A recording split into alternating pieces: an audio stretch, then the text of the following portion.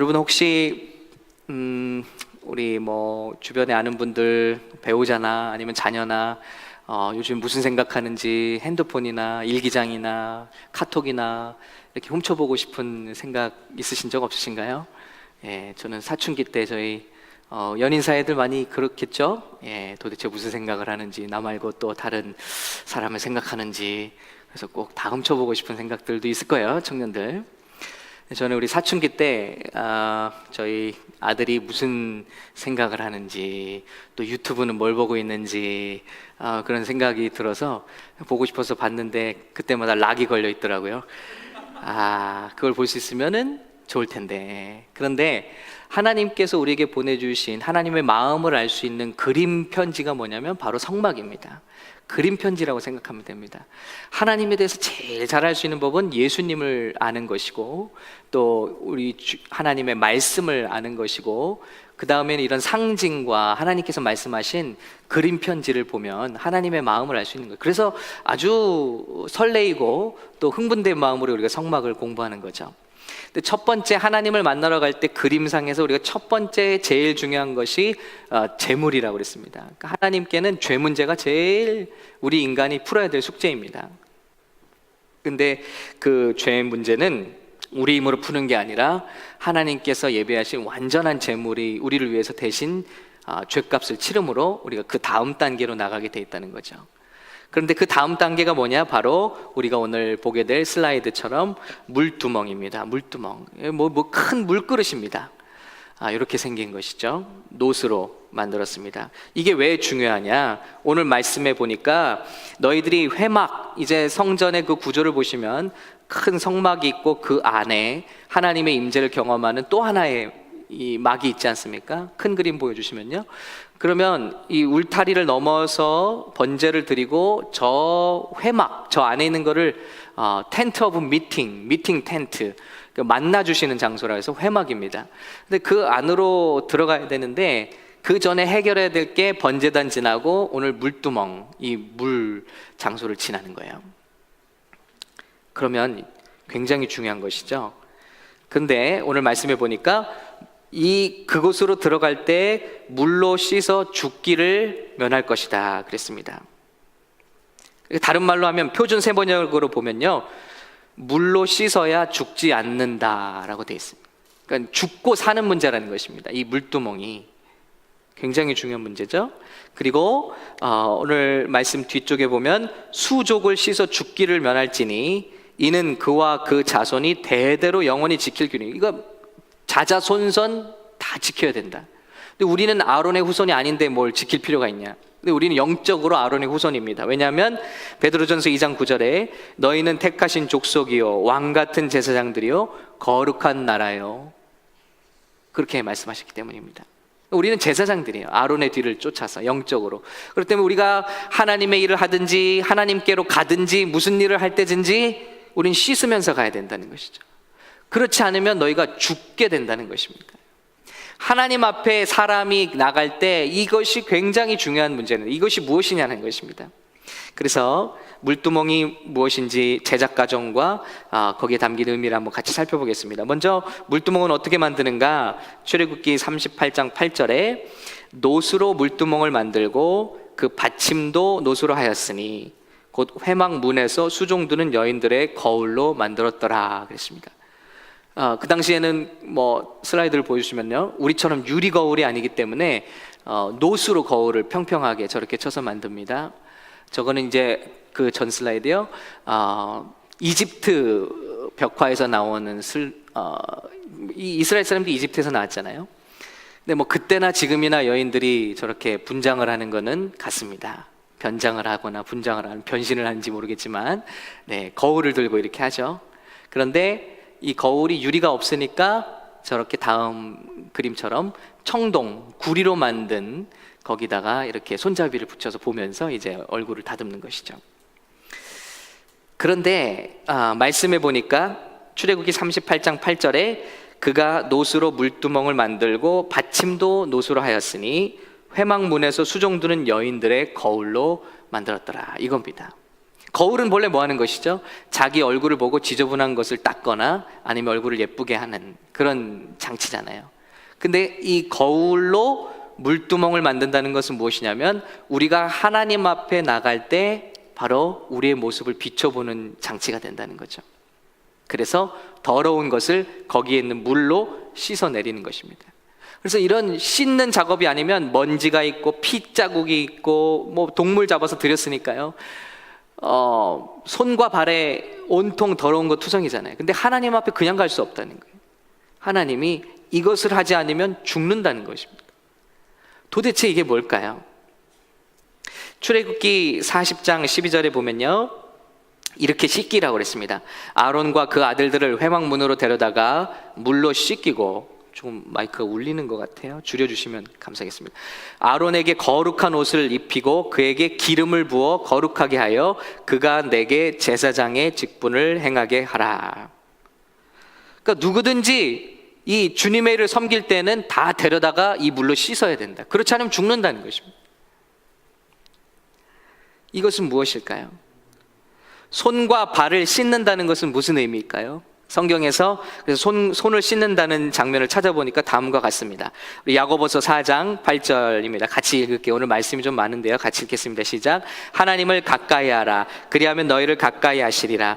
죄인들아 손을 깨끗이 하라. 두 마음을 품은 자들아 마음을 성결하게 하라. 슬퍼하며 애통하며 울지어다. 너희 웃음을 애통으로 너희 즐거움을 근심으로 바꿀지어다. 주 앞에서 낮추라. 그리하면 주께서 너희를 높이시리라. 그랬습니다. 단순히 물로 손을 씻는 것이 아니라 야고보서에서는 죄인들이 손을 깨끗이 하는 게 무엇이냐, 마음을 하나로 만들고 마음을 성결하게 하고 죄에 대해서 슬퍼하며 애통하며 그리고 주 앞에서 낮추는 것, 겸손하게 나가는 것, 그것이 손을 씻는 것이다. 시편 24편에 또 이렇게 말씀합니다. 같이 읽겠습니다. 시작. 여호와의 산에 오를 자가 누구며 그의 거룩한 곳에 설 자가 누구인가? 곧 손이 깨끗하며 마음이 청결하며 뜻을 허탄한 데 두지 아니하며 거짓 맹세하지 아니하는 자로다. 그는 여호와께 복을 받고 구원의 하나님께 의를 얻으리니 이는 여호와를 찾는 족속이요 야곱의 하나님의 얼굴을 구하는 자로다. 이 손이 깨끗하지 않으면 하나님 앞에 갈 수 없는데, 그것은 뭐냐? 단순히 손이 아니라 마음의 청결, 깨끗한 마음, 깨끗한 인격, 정결한 신앙, 이런 것들을 말하고 있다는 것이죠. 시편 18편 20절은 또 이렇습니다. 여호와께서 내 의를 따라 상 주시며 내 손의 깨끗함을 따라 내게 갚으셨으니 이는 내가 여호와의 도를 지키고. 자, 깨끗한 손이 뭐냐? 여호와의 율법을 지키는 것, 그리고 악한 것을 버리는 것, 이것이 깨끗한 손이라 그랬습니다. 자, 그러면 이것을 한번 그림을 그려보면요, 희생 제물이 나를 위해서 죽은 것을 이제 죄의 문제를 해결받는 것이죠. 근데 그걸로 끝이 아니라 하나님 앞에 나갈 때는 내 모든 죄와 더러움과 다른 마음과 하나님을 제대로 섬기지 못했던 것, 모든 이런 성결하지 못했던 것을 다 씻고 버리고 들어가야 된다는 것입니다. 그게 뭘까요? 바로 회개죠. 예수님이 2000년 전에 저와 여러분을 위해서 이미 번제단에서 burn offering 되셨습니다. 완전히 죽으셨습니다. 우리를 위해서 죽으셨습니다. 그렇다고 우리가 자동으로 구원을 받느냐? 그게 아니라는 것입니다. 예수님이 우리를 위해서 죽은 것을 아는 것이 우리에게 구원을 주느냐? 아니라는 것입니다. 마치 말을 물가로 끌어왔다고 물을 먹고 사는 게 아닌 것처럼 이미 물은 준비되어 있는 거예요. 제단에 이미 희생제물은 치러졌습니다.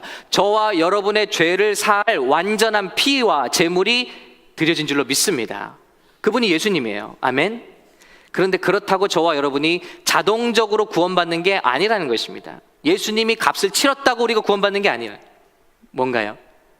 그 예수님의 죽으심이 바로 나 때문인 것을 믿고 회개하게 될 때 그 예수님의 죽음이 나를 위한 죽음이 된다는 것입니다. 그러므로 두 가지가 함께 있어야 돼요. 내가 아무리 눈물을 흘리고 잘못했다 할지라도 만약에 나를 위한 제물이 준비되지 않았다면 그 죄는 없어질 수가 없고, 또 반대로 예수님이 아무리 우리를 위해서 죽으셨다 할지라도 내 마음에 내 죄를 알고 내가 하나님과부터 얼마나 떨어져 있었고 내가 주님을 얼마나 아프게 했고 그것 때문에 우리 주님이 나를 위해서 대신해서 흠없으신 예수님이 죽으셨나 하는 것을 깨닫고 애통하고 근심하며 눈물 흘려 회개한 적이 없다면 그 예수님의 죽음은 내 것이 아니라는 것입니다. 우주의 모든 죄를 씻는 힘이 예수 그리스도의 보혈에는 있습니다. 그러나 그것을 믿는 믿음에서 나온 회개가 없다면 그것은 더 이상 나를 위한 것이 아니라는 것입니다. 그러므로 회개는 죽고 사는 문제라는 것입니다. 회개는 예수님의 보혈만큼이나 우리에게 하나님 앞에 나갈 때 너무나 중요한 것이라는 것이죠. 그래서 예수님이 이 땅에 오셔서 우리에게 복을 가르쳐 주실 때 심령이 가난한 자가 복되다고 그랬습니다. 애통하는 자가 복되다고 그랬습니다. 예수 믿고 돈 잘 벌고 뭐 배우자 잘 만나고 건강해지고 고침받고 승진하고 이게 복이 아니라 마음이 심령이 무너진 자, 심령이 완전히 가난한 자라는 뜻은 말씀드렸죠. bankruptcy, 완전히 무너져 내려서 아무것도 마음속에 내가 의지할 것이 없는 자가 복되다. 그런 사람은 애통한다는 거예요. 왜요? 자기의 죄됨을 알기 때문에. 여기 함정이 있습니다. 이것을 잘 아는 사람들이 바로 누구냐면 창녀와 세리였어요. 이 사람들은 일찌감치 알고 있어요. 내 어떤 노력으로도 구원을 받기에는 글렀다. 나는 의가, righteousness, 그 의가 완전히 bankrupt. 그렇기 때문에 창녀와 세리는 주님을 영접합니다. 나는 주시는 의를 receive, 받겠습니다. 그런데 바리새인과 서기관은 굉장히 경건한 생활을 하는 사람들. 그 사람들의 함정은 뭐냐면 충분히 율법을 지킴으로써 이 정도 살았으면은 내가 충분히 하나님 앞에 갈 수 있다는 자신감이 있는 거예요. 그렇기 때문에 그 사람들은 예수님이 필요 없는 겁니다. 그렇기 때문에 회개하지 않는 겁니다. 여러분, 지금 현대교회로 와서 살펴보면요, 교회에서 평생을 삽니다. 저처럼요. 그리고 직분자가 됩니다. 말씀을 줄줄 외웁니다. 말씀 공부를 합니다.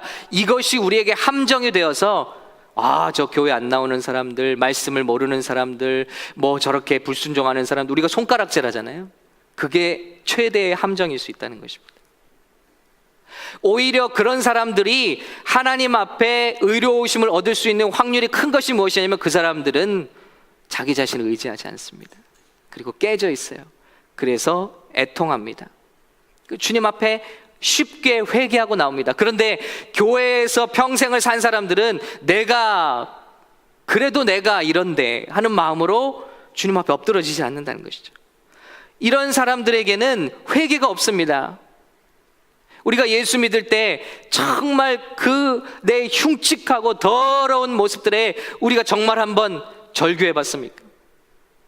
그러한 모습들, 도덕을 지키고 법을 지키고 안 지키고 이런 문제가 아니라 그런 것을 지키고 안 지키는 기준이 아니라 하나님 앞에 그 기준에, 우리 스탠다드에 우리는 전혀 미치지를 못하는 그 갭을 느끼면서 우리가 땅을 치고 와 살려주세요. 어떻게 합니까? 이런 애통이 예수 믿을 때 우리가 있었냐는 것입니다. 근데 진짜로 예수님의 죽음을 믿고 그분이 우리의 죄를 위해서 이렇게 엄청난 죽음을 가지셨다는 것을 믿는 사람은 그런 회개를 거치지 않을 수가 없다는 것입니다. 그래서 예수님이 인간의 가장 큰 복이 뭐냐? 심령이 가난한 자요. 그래서 애통하는 자래. 이것처럼 큰 복. 왜냐하면 그런 사람들에게 하나님이 가까이 하시고 그런 자가 만족하게 될 것이라는 것입니다. 그래서 사도행전 2장 37절에 구원의 길을 베드로가 전파하죠. 성령 충만해서 설교했더니 그 자리에는 예수님을 못 박은 사람들도 있고, 예수님이 못 박힐 때 막 야유를 보내고 예수님 저를 죽여라 이렇게 손가락질했던 사람들이 있는데, 설교를 듣고 마음이 찔립니다. 그래서 이렇게 고백하죠. 그들이 이 말을 듣고 마음에 찔려 베드로와 다른 사도들에게 물어 이르되, 형제들아 우리가 어찌할꼬? 우리가 어떻게 해야 용서를 받고 구원을 얻겠나? 여러분, 바로 이것입니다. 우리가 죽을 죄를 졌다. 우리는 가망이 없다. 왜냐하면 말씀을 들어보니 하나님의 아들로 우리에게 계시된 메시아를 우리가 찔러 죽였으니 어찌할꼬? 내 죄 때문에 그 흠없으신 하나님의 아들이신 예수님이 나를 위해 죽으셨으니 어찌할꼬? 과연 정말로 예수 그리스도를 알고 믿은 사람이 통곡이 없었다면, 그런 죄에 대한 깊은 이해가 없었다면 과연 구원받을 수 있었겠느냐는 것이죠. 단지 아는 것만으로. 베드로가 이르되 너희가 회개하여, 회개죠. 예수 그리스도의 이름으로 침례를 받고 죄사함을 받으라. 정확히 일치합니다. 하나님께 구약에서 나가는 길, 신약에서 우리에게 전해진 길이 똑같습니다. 예수 그리스도의 이름으로 죄 씻음을 받고, 그분, 침례가 뭐죠? 그분과 함께 우리가 죽으심을 당하고, 우리의 죄가 그분과 함께 죽어졌음을 경험하고, 침례가 그것이죠. 그리고 회개하라는 것입니다. 둘 중에 하나 가지고는 안 되는 것이고요. 예수님의 희생, 거기에 그것을 믿는 마음으로 우리가 드리는 회개, 그것이 이루어질 때 너희가 성령의 선물을 받으리라고 약속하셨습니다. 여러분, 그럼 진정한 회개가 뭘까요? 제가 주일날 와서 한 주간을 살다 보니 뭐 이런 죄도 짓고 저런 죄도 짓고 법도 어기고 사기도 치고 이랬습니다. 이렇게 고백하는 게 단순히 회개일까요? 한번 고린도전서 6장 9절 말씀 한번 보겠습니다. 같이 읽겠습니다. 시작. 불의한 자가 하나님 나라를 유업으로 받지 못할 줄을 알지 못하느냐? 미혹을 받지 말라. 음행하는 자나 우상 숭배하는 자나 간음하는 자나 탐색하는 자나 남색하는 자나 도적이나 탐욕을 부리는 자나 술 취하는 자나 모욕하는 자나 속여 빼앗는 자들은 하나님의 나라를 유업으로 받지 못하리라. 너희 중에 이와 같은 자들이 있더니 주 예수 그리스도의 이름과 우리 하나님의 성령 안에서 씻음과 거룩함과 의롭다 하심을 받았느니라. 아멘. 무슨 법을 어기고 무슨 대단한 범법을 해야지 우리가 회개하는 것이 아니라는 것이죠. 심지어는 탐욕이 무엇입니까? 내 필요 위의 것을 욕심내는데 이 세상은 오히려 그것을 부추기고 있습니다. 여러분, 열심히 기도하십시오. 여러분이 클레임하시기 바랍니다. 그럼 여러분이 좋은 집도 하나님께서 주시고 좋은 차도 주시고, 탐욕이거든요. 우리 필요 이상의 것들. 근데 성경은 그게 죄래요. 근데 이런 것들은 법으로 죄가 아닙니다. 왜 지금 이 마지막 시대에 자꾸 마리화나를 합법화한다든지 동성애를 합법화하려고 이 세상이 이렇게 난리인가? 왜냐하면 이러한 것들을 합법화시키면 사람들의 죄책감이 무뎌집니다. 그거 뭐 합법적인 건데. 그러나 여러분, 하나님께서는 우리의 인간의 법을 능가하는 법을 주셨는데, 그것은 우리 안에 역사하는 심령, 그리고 양심이라는 법이 있습니다. 영적인 양심. 어떤 행동을 할 때 이것이 법적으로는 저촉이 되지 않지만 분명히 옳지 않다는 것을 우리가 인식할 수 있는 능력이 있습니다. 주님은 그것으로 심판하시겠다는 거예요. 로마서에 보니까. 그러니 우리의 회개의 수준이 어디이냐? 그저 한 주간 동안 무법하지 않고 잘 지냈으니 괜찮냐? 그런 게 아니라는 것입니다. 심지어는 시기하는 것도, 질투하는 것도, 우리가 용납하지 못하는 것도, 남을 뒤에서 모욕하는 것도, 여기 보니까 성도들이 하는 자들이 술 취하고 방탕하는 것도 하나님 나라에서는 죄라는 거예요. 근데 그 범법은 아니거든요. 마음속에 누굴 미워하든, 뭐 내가 누굴 은밀히 미워하든, 그 큰 법이 그럼 우리 교회에서 문제되는 게 뭐죠? 눈에 드러나는 거, 그런 어떤 법을 저촉해야지만 죄인이라고 그래요. 아니요, 주님의 기준은 비교할 수가 없는 것입니다. 이런 기준에서 우리가 바라보면 우리는 누구도 하나님 앞에 무슨 법을 지킴으로 갈 수가 없는 존재라는 것이죠.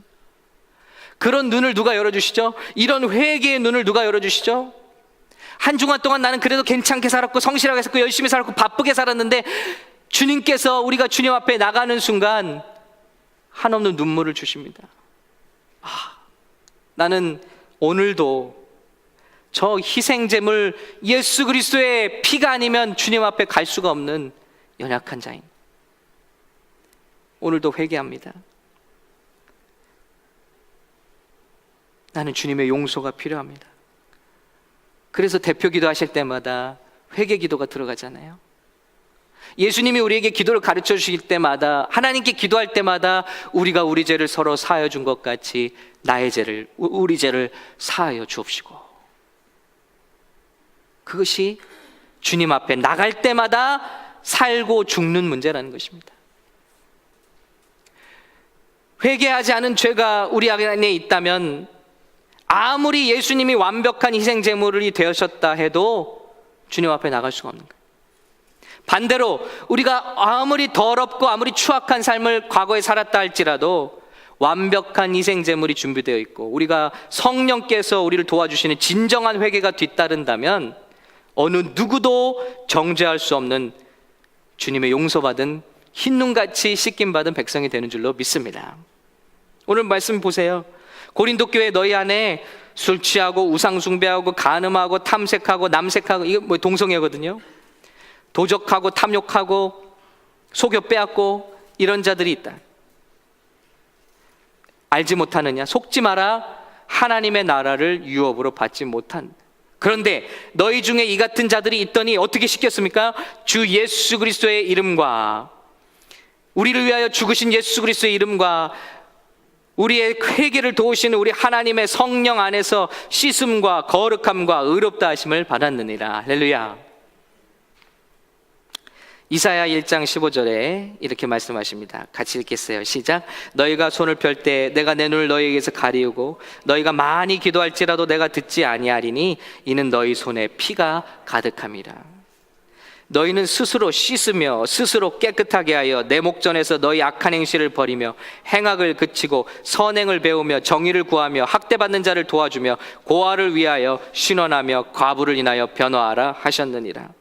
이렇게 진정한 회개, 진정한 회개, 입으로만 이것 잘못했고 저것 잘못했습니까? 아니라 그 고백을 따르는 행동과 결단과 변화가 이어질 때, 그것이 진정한 회개죠.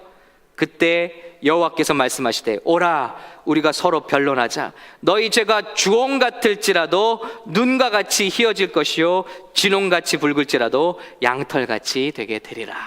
아멘. 이 죄인이 누굽니까?